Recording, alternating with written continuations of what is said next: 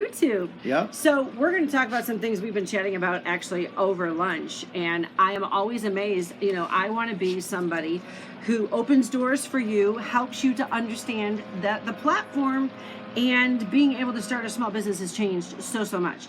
I started my very first business, made $1 million by the time I turned 30, which was really by the second year. And I'm now 53, so I've got millions and millions of dollars in marketing expenses under my belt. And now I'm almost 30. That's it. And that's right. You raised me as a single mom when you had your first business. I did. I did. And then I was doing shipping with you in your first online company. That's right. So. And one of the biggest things that you're being duped with, and I'm sorry that it's happening this way, but you don't need to take out a loan. You don't need an investor. And you don't need to borrow money to build a business. Yep. I built $1 million business and I had no money. And I pretty much sold things around my house and stuff like that. But I was even talking to a local business owner recently, and she's completely in bondage to her investor. She's trying to start another company because the first company she has, she borrowed $50,000 and they get 50% profit as soon as the loan's taken care of. I'm like, what the heck? Are you kidding me? Why would you have an investor for $50,000? I'll tell you why. Because you're being programmed that you need an investor to start a business. You don't need an investor to start a business. And let me tell you why. I was in Kansas City for a couple of years, and everybody thinks it's this big hotbed for tech companies. That is such a delusion. Just because you've got all kinds of seed money and you got all kinds of people investing into your company, if you don't have paying customers, you do not have a business. Let me say that again. Throughout Kansas City, you got all kinds of startups going up, you got all kinds of tech companies popping up everywhere, but you don't have paying customers. Obviously, there's a lot of great companies there. There's a lot of great small businesses there who are over there going on the other end of my broadcast, amen. Because if you don't have customers, seed money ain't gonna last. These people start companies, and when you get an investor, you have a false security blanket. And yet the very first thing your investor is gonna tell you is, we need to get customers. They're not going to tell you we need to have a $50,000 website. By the way, I made my first million with an $800 website. Surely that was a long time ago, but our average customer is making six figures with a $1,200 website. Anybody who's telling you need to spend $25,000 for a website is probably somebody who's used to charging $25,000 for a website. You can put up a Shopify. We've got a 12-week class, and you can get that. You got to cut the bondage cords of your web guy. You still need web people periodically and things like that, but you can outsource to Fiverr for almost everything you need. So you don't need an investor. One thing that I notice that a lot of times is a lot of people, they will get an investor and it'll be all happy, rah-rah, they'll go party, they'll spend the money to grow something, and then they'll go bankrupt and the investor loses out, they lose out, and it's almost this cycle of how much seed money can we get and then how much can we spend, and then go start up another startup and create seed money until we get one that works. Right. The biggest thing is that I was thinking there are millions of business opportunities and ways to make money, to make six figures is actually really easy to do. And let's tell them what's going on in our inner circle. We had 10 people who made $1 million for the very first time by spending 1 year with us in the inner circle. They had never made seven figures before. We have over 30 people who've gone to six figures, and about 20 to 22 of those went over $250,000. Well, it doesn't stop there. Out of the 30 people who made six figures for the first time just spending 1 year with us in the inner circle. So their investment was like $97 a month. So they spent probably $1,500 to make six figures. Oh, was it worth it? Here's the other thing. We've got a half a dozen of them who are over 60. Let me just drop the mic. One of the biggest things that people have to do is, if you can sell 1 to 5 to maybe 10 of your product, and I'm going to make it real simple here. Let's say, for example, you're selling a widget. There's those little things that they're called the fidget spinners, and they spin. Well, you can sell 10 of those. We're going to share in our inner circle. And then you can sell 100 of them and 1,000 of them. Most people don't realize all these businesses that are making 6 and 7 figures on Amazon. There's a supply place we're going to share in our inner circle where you can, a lot of these tripod gadgets that we bought, you can buy for 10 cents and sell for $10. On Amazon, on Amazon, Shopify you website. Start doing Facebook Lives and Instagram Do Lives. a Facebook Live with a product that you got at a low price. like, hey, I'm going to show you this. I've seen so many people start to do this with like little products, and I'm like, wow, you could actually do that with almost any product. Boost it and send them a link to go, buy that product. It works for any industry, any product. Doing Michelle that says she dropped the mic. to prove that you're proving that you can actually sell that thing, and then you figure out what your cost is to invest to get that $10 profit, that $20 profit. And Tia says, someone what if says you, over there. what if you don't have a product? Okay, well, in our inner circle, that's a totally common situation. And unfortunately, you got a bunch of woo-woo teachers out there who are like, find your passion. And when you find your passion, the profits will start coming toward you. All you have to do is manifest it. Money, come to me, money. And then they're like, it just didn't work. I was manifesting the money, and it didn't work. Well, what the issue is, you need to manifest your butt getting to work. And here's the other deal: you need to find your passion. That's totally important because, like, you're never going to keep. You thought working a job was hard. Working a business is harder, but you can work less hours. But you've got to find something you're passionate about, and then you've got to link it. You got to marry it. You got to partner with something that the market is already demanding.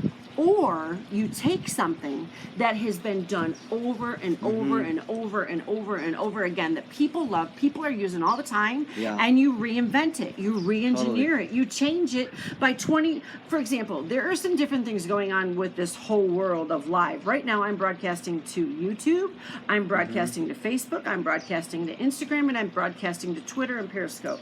In this whole world of live broadcasting, some of you could become a multi-millionaire if you pay attention to what are people complaining about.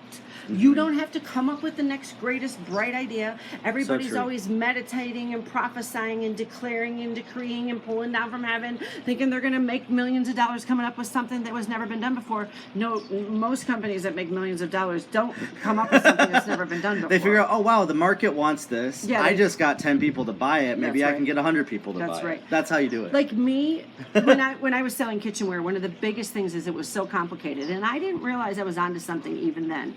Because one of the things that I'm really good at is taking very complicated things and making them simple. I tend to be a simpleton. And then I show people how to do it over and over and over and over and over and over again and make lots of money with it and have a great time. Obviously, there's other logistics in running your business, but even then I'm looking for the fastest road to the result in a simple way. And so I taught people how to make bread and how to use these big complex mixers. And even, my ticket price back then was $500 to $800 a unit. Like, do you know the statistics of how freaking hard it is to make $1 million when your buy-in from your customers is $500 to $800? I look back now and I go, oh my God, how did I do that? But you see, one of the keys to success is you've got to be able to get people to pay attention to you. More than you need to have your perfect website. I mean, I made $1 million with an ugly website while y'all are trying to make a perfect website. I told my inner circle that. I said, while y'all are trying to make a perfect website, all these people who are flipping 6 and 7 figures in the inner circle are you are could good make with $1 million with a simple 1 to 2 page simple website that you could get made for less than $100 if you don't know how to do it yourself. But you get people to listen to you, and you give service that is so stellar. You know what's so funny? Service that is stellar is common sense, really. Because service is so low. I mean, like, I'm so blown away at some of the people that I hire to do things around here. And you add the flashy, fancy stuff later once you're making money, not before. No, but a simple follow-up, a simple personal phone call, a simple text message of, did we get it right? How did we do? A simple, how can we serve you? A simple leaning in and listening to what the marketplace is already saying and build a big business around it. Don't try to be so smart. I've made millions of dollars not trying to be so smart. But what I want to do is I want to study people more than products. I want to study people way more than marketing.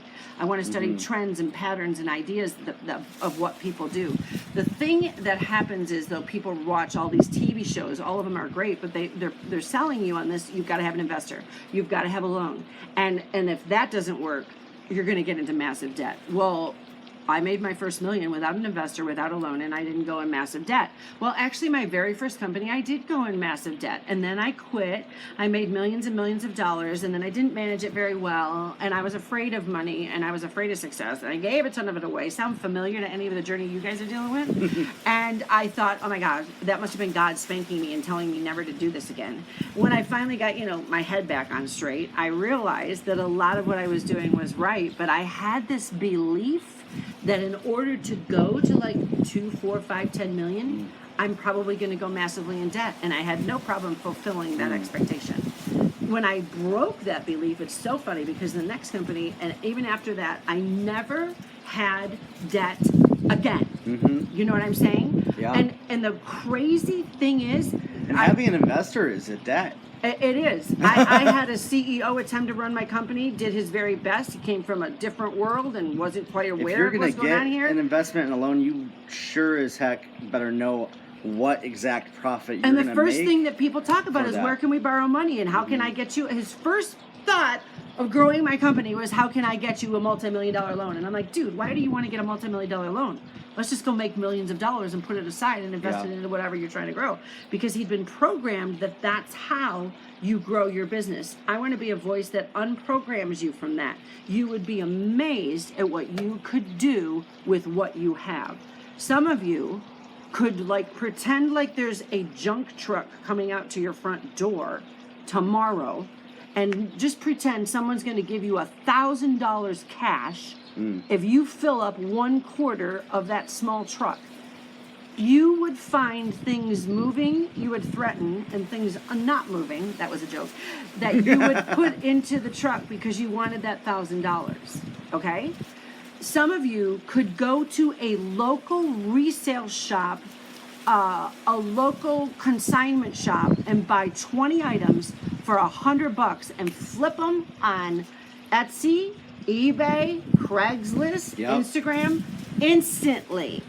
What does your 8-hour day look like? Well, first of all, I haven't worked an 8-hour day in over 3 years. I work about 15 to 20 hours because a lot of you don't know, I actually take chemo infusions every 8 weeks. I'm on Remicade chemo infusions for pancolitis, and so for about 2 days I go down under to sleep and get some rest, and then I pop back up as a rock star. I found 2.5 years ago that I could actually build my business, going even less hours. I've got 7 staff. Obviously, we've got over 2 million clients that connect with us online and over 1.5 million clients in our database. But the funny thing is my 8-hour day is always focused on creating clients, engaging with the client. Yeah, totally. Talking to the customers. How can we do something better to help our customers? How can I inspire someone on Periscope, Instagram, Facebook, YouTube? How can I say one thing to change their day? I met a young man today in the Apple store who said he was struggling and he was depressed. And he said, I struggle so much staying positive. Do you have any words of advice for me? He said, make me positive. And I said, first of all, I can't make you positive, but I can influence you to be positive, and you have to make a conscious choice. What's interesting to me is that there are hurting people everywhere who want to get stronger. There are hurting people everywhere who want to do better. And so my business plan not only became being able to market the courses, I have an inner circle that has over 70 full-length classes. That means 70 classes that are like 2 to 4 hours on everything. I've been a direct response marketer for 20 years. I have broken copywriting controls consecutively for year after year after year after year after year on my open rates and my closing rates and all that kind of stuff. Being able, I totally know Dr. Jordan Rubin, absolutely know him personally, and he absolutely is on board with what I'm doing. So bless you over there on Periscope. The interesting thing is that, when you move forward in whatever you're wanting to do, you're going to have somebody who shows you how to make money. I hate to break it to you, but most of the people out there are teaching you how to set up a website. They're showing you how to set up your social media. They're showing you how to set up your office. They're showing you how to set up your computer, but nobody ain't telling you how to close a sale and make money. You gotta get sales. You don't have a business. No. If you do, it's as bad as having an investor and no customers. You have a fancy Facebook page if you got a good-looking website. Yeah, well, you're trying to have everything it's about the value there is. Nobody's showing how to say the words that close a sale. Nobody's showing how to write a headline. And that's what we show in the inner circle is how to get written headlines. From the social media Yep. to closing the sale. Well, and everywhere in between that. Teaching people how to use Facebook Live this month. And Yeah, next month exactly. in May, we have a new topic every month, and then we have the 70 classes, and then we have like 3-4 years in the archive. Next month in June, we're going to talk about how to make 6 figures with webinars that are pre-recorded or live. And so, because I've made millions and millions of dollars. So fun to do a 4-hour webinar that you prepare, takes 4 or 5 hours to prepare for. And dude, you get on there, you do the 4-hour webinar, you already made 80 grand, and then you resell it and make another $250,000. I'm talking, that is fun. And so where should you advertise? I honestly believe that you should be focusing on $5 to $10 per day on Facebook ads, absolutely, and then spread everything else around. The issue is that we teach how to hack into the Facebook algorithm, so that basically you're able to utilize what we're not technically hacking, but that's what legally. Facebook actually told us. So they're like, you figured out how to do something that most people don't know how to do. Yeah, we hacked into your algorithm. Pretty much. Well, and we understand that they want content that people are after. And so we teach people how to write ads that are $5 to $10 per day that have the content that people are already looking for. How to look into some research software. I mean, we're not pulling this out of our hat. I'm pulling up the top Facebook Lives that are converting. I'm pulling up the top Facebook ads that are converting. I'm pulling up the top Facebook pages in 20 different niches that are converting. Yeah. Where's the engagement? Again, you remember what I said? I'm a simpleton. Why am I going to try to come up with a whole new strategy for Facebook when I should just look at what are people already spending to? Where is the conversion happening? What are they doing? What are they saying? And then you do the same thing with your own niche. It's actually pretty easy, and it's very, very rewarding. And so, there are different page types in that, Pam, but the issue is more than even your page type, because you can change whatever your page type is and all that on Facebook whenever you want. The issue is where are your customers? Knowing your customers more than they even know themselves so you can serve them well. And knowing how to get your content in front of people and not interrupt the bejesus out of them and not be like, hey, buy my product, like a moron, you know what I mean? And not going on every time you get on talking about your product so everybody's like, oh yeah, there's a purple haired girlie and selling them widgets. Those widgets are just annoying. And so somebody asked me, can I do Jesus and business combined? You can do whatever you want, baby. I don't see anywhere in the world where he says you can't. We got people from all kinds of beliefs who follow us. I'm a radical Jesus lover, and I'm not, I teach people how to pay attention to the prophetic. And so I'm still doing all this marketing strategy, and I also know how to prophetically pay attention to trends and prophetically know where trends are going to go way before they even go. Yep. Some of you might believe in that, some of you don't. It's totally fine. We've got people with all kinds of different beliefs in our program, and I totally believe, God's called me to business, and I've been called to ministry. I've not been called as a missionary. I have been called to the mountain of Facebook to make an impact. My goal, my vision, is that Facebook will become the place where people turn for hope, for happiness, for encouragement, for light, for peace, and for help. And in the midst of that, whoa, I feel the Holy Spirit very strongly. Whoa, that's fun. In the midst of that, we get to build a business and have a blast and create jobs and fund projects and pay for adoptions and build orphanages and feed the hungry and all kinds of fun stuff and buy diamond rings and G-Wagons and all that kind of stuff. I just bought a G-Wagon AMG 63. It has 1,128 miles on it so far. Well, isn't this beautiful? This is Sandy's backyard here. We moved from Kansas to Phoenix and just got an upgrade. Try to see what's fun. Awesome. It's so fun. It's so fun. Man, there you go. I got mountains everywhere. We have 3 iPods right here. Okay, so I got you all on here. So cool. I can take you with me and show you. If you could just see me right now, we need to take a picture. Jeremy's like, oh my God, hold that thing and take a picture. Isn't that fun? So like I'm going, hi. People are like, why is she acting like that? Well, you missed where I told you I'm on YouTube Live, I'm on Facebook Live, I'm on Instagram Live. Twitter Live. If you ever thought about a 4-headed Sandy, that's basically what's happening right now. And then what's fun is, come on around this way, Jeremy, so they can see. And then there's Jeremy filming me, talking to you. That's awesome. So much fun. And I'm telling you, if you have a home business or a small business and you work from your home or you work part-time from your home and you haven't gotten out in a while, oh, my friends, get out. Go to the mall for an hour and then come back. Okay? You've got to stay inspired. You didn't start a home business so that you could be in bondage where every day is like, oh my God, how can I sell my product? No, you want it to be stress-free. You want to have fun. There's going to be tension and you're going to have customers from hell, but you know what? That just happens. Make sure you're having enough fun and make sure that you're, making a difference in people's lives and make sure that you're doing what you love. Absolutely chase your passion, but if it's not connected to something that the marketplace wants, then sadly you'll be broke. All right, you guys, where should we hang up first? Okay, YouTube, love you. Talk to you later. Oh, and if you're interested in the Inner Circle, by the way, can you tell I have so much fun? You can go to arealchange.com. Yep. Click on the top till you see Inner Circle, and I'll see you in our private Facebook group. By the way, I'm in there. I'm not one of those people who's like builds a coaching program and then lets a bunch of other people run the group. That's a disappointment. That's a letdown, ain't it? It's like, holy cow, I got in here because I wanted to see you, not your whatever. So, okay, we'll say goodbye to YouTube. All right. Awesome.